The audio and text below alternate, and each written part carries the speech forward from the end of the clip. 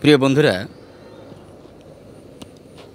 আমাদের আজকের পর্বে আমি একটু আমার এই ছোট বন্ধুটির সাথে চেষ্টা করব বাধ্যবাধকতা বোঝাতে।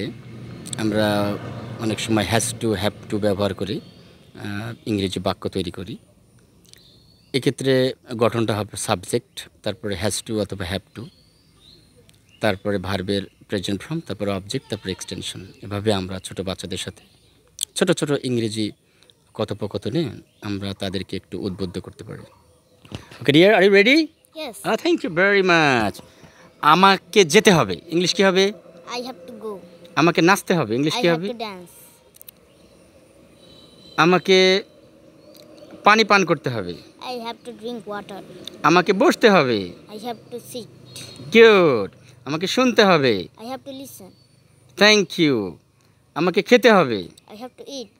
আমাকে দেখতে হবে, I have to see. আমাকে আমাকে শুনতে হবে, I have to listen. আমাকে পড়তে হবে, I have to read. আমাকে লিখতে হবে। I have to write. Thank you very much, my dear friend. You are practicing regularly. Thank you very much, my dear audience. This is the process which we may use in our daily English so that our children may be helpful. Thank you very much. Allah Hafiz.